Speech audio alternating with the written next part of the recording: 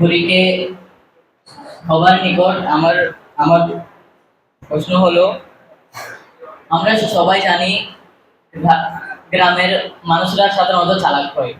তো আমরা দেখতে পারি কিছু কিছু গ্রাম আছে যেখানে তাদের পুত্র সন্তান অথবা কন্যা সন্তানের বিবাহর তারিখ নির্ধারণ করে কুরবানের একদিন পর অথবা 2 দিন পর অথবা 3 দিন পর, এবং এবং তাদের তাদের মাথায় আছে যে আমরা কুরবানিও করব, এবং তারা কুরবানি করে।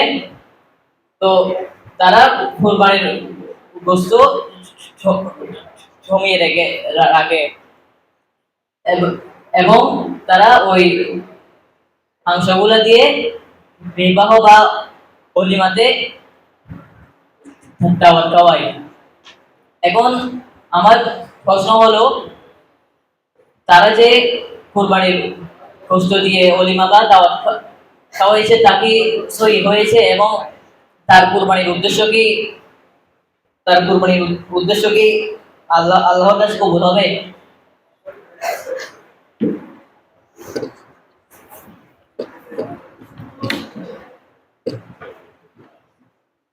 আমার বিপরীতে জানতে চেয়েছেন যে তাদের গ্রামের বাসিন্দারা কুরবানির 2য় অথবা 3য় দিন অলিমা এবং বিবাহের জন্য গোশত জমিয়ে রাখেন।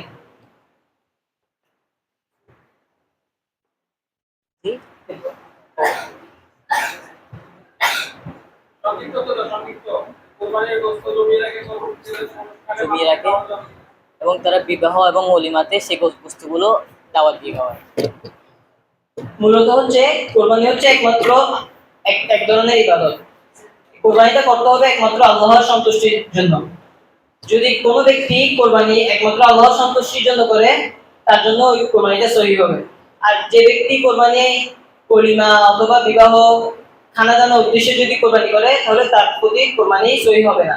আর যে আল্লাহ তাআলার সন্তুষ্টির জন্য কুরবানি করে, সে চাইলে নিজেও খেতে পারবে, অলিমা অথবা বিবাহের জন্য সে রাখতে পারবে, এটা তার ইচ্ছা। আপনি কি আমার যথাযথ উত্তর পেয়েছেন? আচ্ছা, সে কি এই ক্ষেত্রে ওর নিয়তটা পরিশুদ্ধ করলে হয়ে যাবে? ও যে নিয়ত করেছে আমি এটা অলিমার উদ্দেশ্যে করতেছি অথবা আল্লাহর উদ্দেশ্যে করতেছি, কিন্তু এটা অলিমাও খাওয়াবো, এটা নিয়ত দিলে হয়ে যাবে। যদি তার নিয়ত থাকে সে একমাত্র আল্লাহ তাআলার উদ্দেশ্যে কুরবানিটা করবে, তাহলে সে নিজেও খেতে পারবে, সে বিবাহ অথবা অলিমা সে যেটাই মন চায় সে করতে পারবে। আপনি কি যথাযথ উত্তর পেয়েছেন? জি আলহামদুলিল্লাহ। আপনি শুধু তাহলে হবে না, না বিষয়টা আল্লাহ হাতে।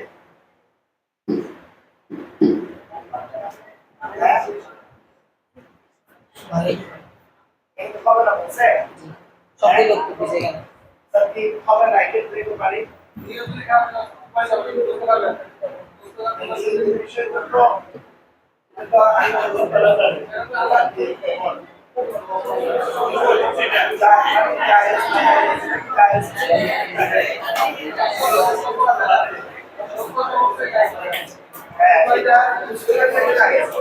এখানে উত্তর এখানে সংক্ষিপ্ত।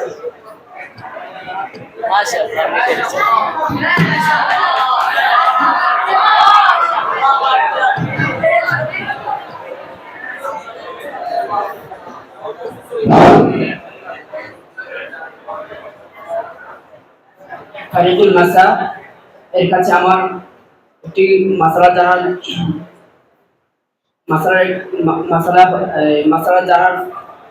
আকাঙ্ক্ষা হচ্ছে, আমি গ্রামের ছেলে। আমার গ্রামের পাশে অর্থাৎ বাড়ির পাশে লাল মিয়ার চাচি নিজের কুরবানি পশুর নাড়ি ভুঁড়ি পরিষ্কার করতে পারে না। তাই গ্রামের এক মহিলার মাধ্যমে এই ভিত্তিতে পরিষ্কার করতে দেয় যে পারিশ্রমিক হিসেবে তাকে 300 টাকা দিতে হবে। এবং নারী বুড়ি 1/3 দেওয়া হবে। অর্থাৎ নারী ভূমির 1/3 এই পারিশ্রমিক মহিলার জন্য দেওয়া হবে। এখন আমার জানার বিষয় হলো, এই ধরনের চুক্তি কি এই ইসলামে করা বৈধ?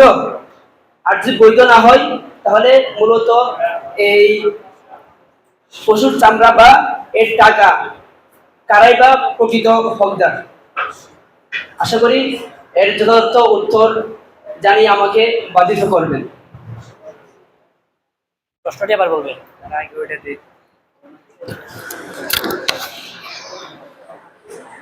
লাল মিয়ার চাচি নিজের কুরবানির পশুর নাড়ি ভুঁড়ি পরিষ্কার করতে পারে না, তাই বলে গ্রামের এক মহিলার মাধ্যমে এই ভিত্তিতে পরিষ্কার করতে চাইছে। পারিশ্রমিক হিসাবে তাকে 300 টাকা 300 টাকা দেওয়া হবে এবং সাথে সাথে নারী বুড়ির 1/3 তাকে দেওয়া হবে। এই আমার জানা বিষয় হলো, এই ধরনের চুক্তি কি আজও বৈধ? যদি বৈধ না হয় তাহলে এর হকদারি বা কারা হবে? আশা করি যথার্থ উত্তর জানিয়ে দেন।